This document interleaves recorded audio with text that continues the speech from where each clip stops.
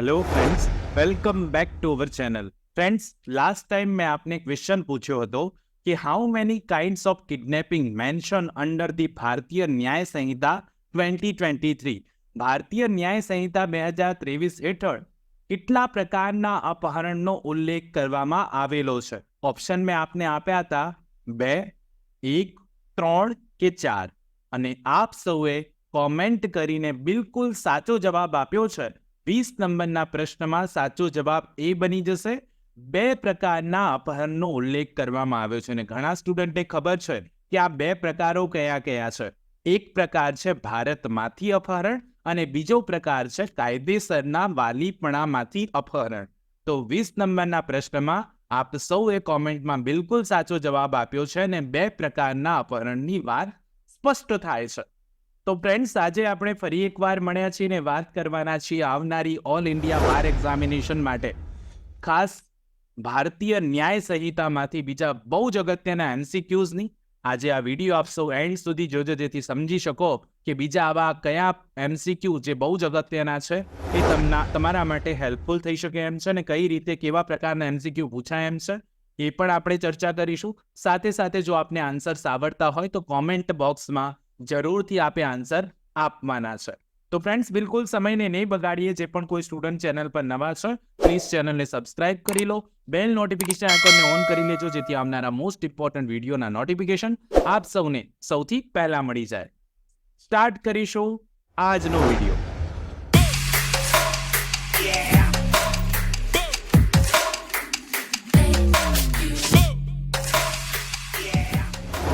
પ્રશ્ન નંબર 21 છે, abduction is an offence provided under which section of the Bharatiya Nyaya સંહિતા 2023?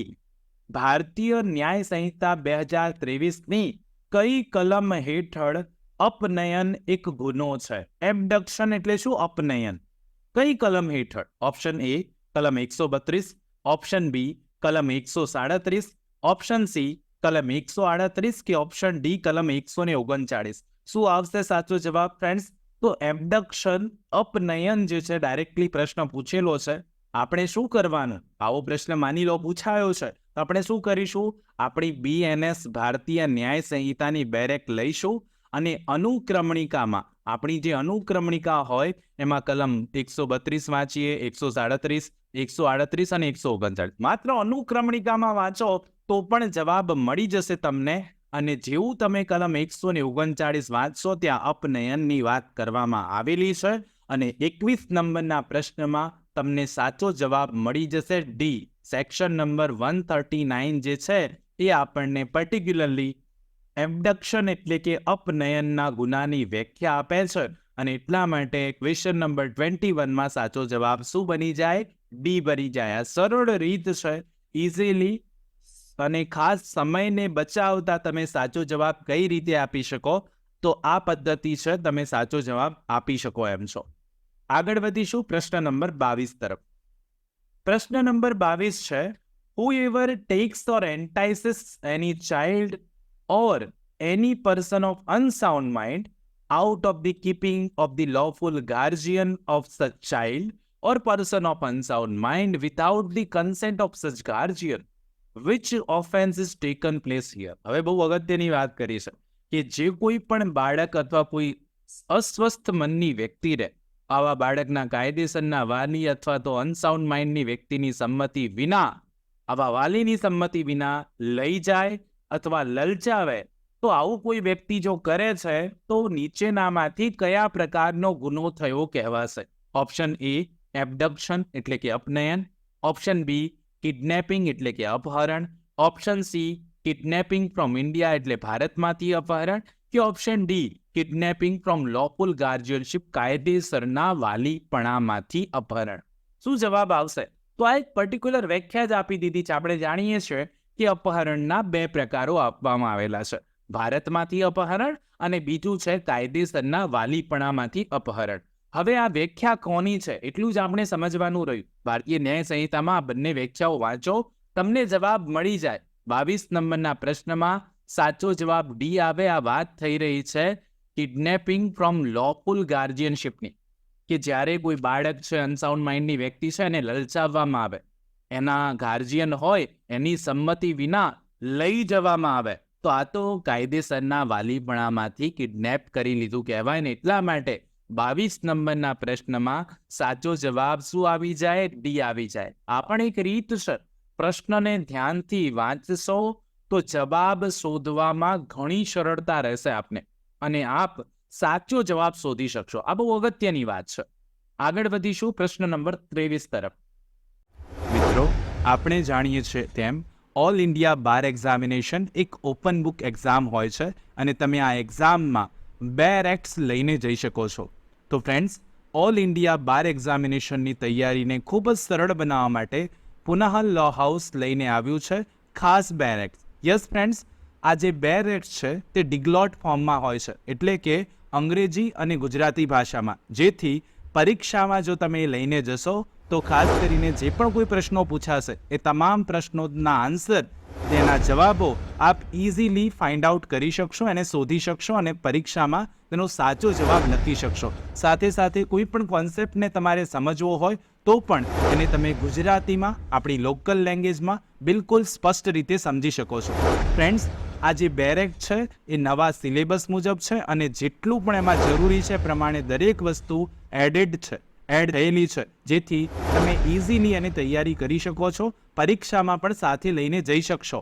અને આ સંપૂર્ણ રીતે જ્યારે તમે 2 રેક્ટ મંગાવો છો ત્યારે એ પણ તમારે માટે ફાયદાની વાત એ પણ છે કે જો તમે આ 2 રેક્ટ્સ મંગાવશો તો ગુજરાતના કોઈ પણ ખૂણામાં એની ફ્રી ડિલિવરી કરી આપવામાં આવશે ફ્રેન્ડ્સ. અને સાથે સાથે ફ્રેન્ડ્સ, આ બુકની સાથે એક બીજી બુક પણ રિફર કરું છું, જે છે આપણા ઓલ્ડ પ્રશ્નપત્રો, ઓલ ઇન્ડિયા બાર એક્ઝામિનેશનના old question, previous question paper જે છે એ પણ, એની પણ એક બુક છે જે પુનાહલ લો હાઉસે બહાર પાડી છે ને જે તમારા માટે બહુ જ ઉપયોગી સાબિત થવાની છે.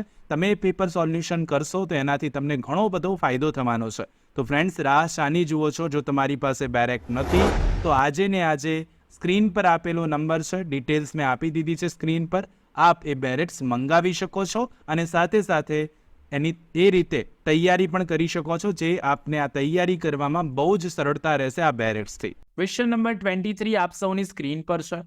Under section 129 of the Bharatiya Nyaya સંહિતા 2023, among the following which offence is provided? ભારતીય ન્યાય સંહિતા 2023ની કલમ 129 હેઠળ નીચેનામાંથી કયા ગુનાની જોગવાઈ કરવામાં આવેલી છે? બિલકુલ સિમ્પલ છે. અનુક્રમણિકા જ વાંચવાની. કલમ 129 ટાઇટલ જુઓ ને અહીંયાથી જવાબ માર્ક આઉટ કરીને મૂકી દો. તમને ઇઝી લાગતા હશે પ્રશ્નો, કારણ કે તમે જેટલા પણ વિડીયોઝ જોયા છે એ દરેકની એક રીત છે, પદ્ધતિ છે, જેમાં મેં આપને સમજાવેલું છે કે કઈ રીતે ક્વેશ્ચનનો આન્સર શોધવો, અને એ તમે હવે શીખી ગયા છો ને એટલા માટે આ પ્રશ્નોના જવાબ ઇઝી લાગે છે તમને.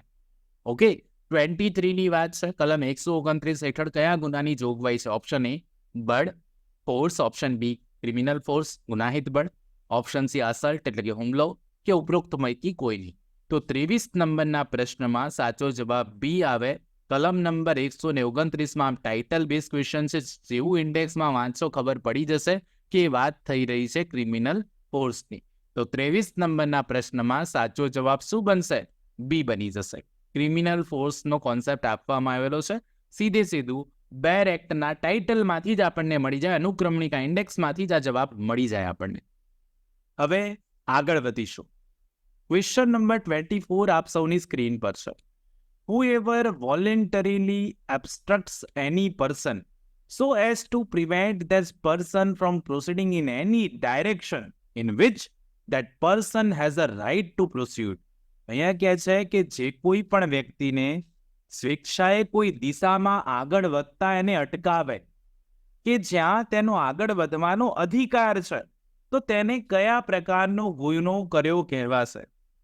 માની લો તમે છો અને તમે કોઈ પર્ટિક્યુલર જગ્યાએ જવા માટે અધિકૃત છો, અહીંથી સીધો રસ્તો છે, તમે સીધો જવા માટે તમને અધિકાર છે, જાહેર રસ્તો છે, તમે જઈ શકો એમ છો, પણ કોઈ વ્યક્તિ જાણી જોઈને સ્વેચ્છાપૂર્વક તમને અટકાવે તો એને કયો ગુનો કર્યો કહેવાય? તમારો અધિકાર હતો રોડ પર જવાનો, પણ તમને અટકાવવામાં આવે તો કયો ગુનો થયો કહેવાય? ઓપ્શન એ રોંગફુલ કન્ફાઇનમેન્ટ, ગેરકાયદે અટકાયત, ઓપ્શન બી રોંગફુલ રિસ્ટ્રેન, ગેરકાયદે અવરોધ, ઓપ્શન સી આઈધર એ ઓર બી, એ અથવા બી માંથી કોઈ એક કે ઉપરોક્ત પૈકી કોઈ નહીં. શું આવશે સાચો જવાબ? તો આ એક વ્યાખ્યા આપેલી છે, થોડુંક વિચારો તો પણ તમને આવડી જાય. ક્વેશ્ચન નંબર 24માં શું આવશે સાચો જવાબ?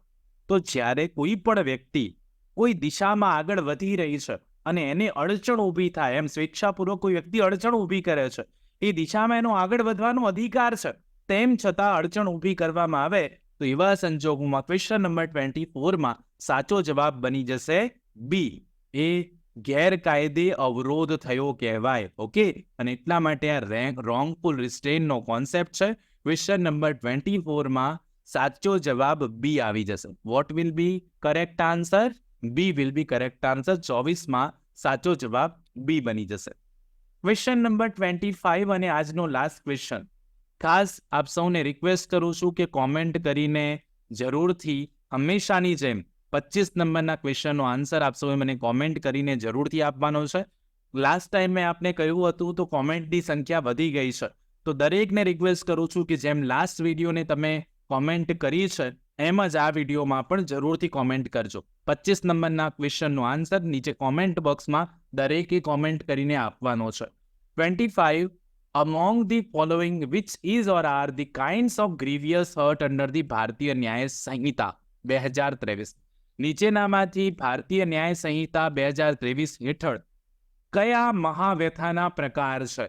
મહાવ્યથાના પ્રકારો આપી દીધા છે, અને આપણે ગ્રીવિયસ હર્ટ કહીએ છીએ કે અમુક હર્ટ હશે, અમુક પ્રકારની ઈજાઓ હશે જેને આપણે મહાવ્યથા કહીશું. તો એ કયા છે? ઓપ્શન એ એમેસ્ક્યુલેશન એટલે પુરુષત્વનો નાશ. Option B privation of any joint, કોઈ પણ સાદાનું અલગ થવું. Option C dislocation of a bone or tooth, હાડકા અથવા દાંતનું અલગ થઈ જવું, ડિસલોકેટ થઈ જવું. Option D all of the above, ઉપરોક્ત તમામ. ક્વેશ્ચન નંબર 25નો આન્સર મેં પહેલા પણ કહ્યું, આપ સૌએ કોમેન્ટ કરીને જરૂરથી આપવાનો છે. આઈ હોપ સો આજના આ વિડીયોમાં આપ સૌને ઘણું ખરું જાણવા મળ્યું હશે, અને જો જાણવા મળ્યું છે તો એક લાઇક જરૂરથી બને છે. આ વિડીયોને જરૂરથી એક લાઇક કરી દેજો. ચેનલ પર નવા હો તો પ્લીઝ ચેનલને સબસ્ક્રાઇબ કરીને બેલ નોટિફિકેશન જરૂરથી દબાવી દેજો, જેથી આવનારા મોસ્ટ ઇમ્પોર્ટન્ટ વિડીયોના નોટિફિકેશન આપ સૌને સૌથી પહેલા મળી જશે. નવા સબ્જેક્ટમાં પણ જવાનું છે જલ્દી જ, નેક્સ્ટ પાર્ટ પણ લઈને આવવાનો છું હું. તો હજુ પણ બહુ જ અગત્યના MCQ અહીંયાથી પણ બાકી છે, તેમ છતાં નવા સબ્જેક્ટ તરફ પણ હું જોઈ રહ્યો છું. જલ્દીથી જલ્દી આપના માટે, ખાસ ઓલ ઇન્ડિયા બાર એક્ઝામિનેશન માટે આપના માટે જે ઉપયોગી હશે એવો વિડીયો જલ્દીથી જલ્દી આવી જશે. બસ શરત એટલી છે, સબસ્ક્રાઇબ કરવાનું છે, શેર કરવાનું છે, અને વિડીયોને લાઇક કરી દેવાની છે. ઓકે, મળીએ નેક્સ્ટ વિડીયોમાં. ત્યાં સુધી જોતા રહો અમારી ચેનલ રિયલ એજ્યુકેશન ગેજેટ. ખૂબ ખૂબ ધન્યવાદ, ખૂબ ખૂબ આભાર.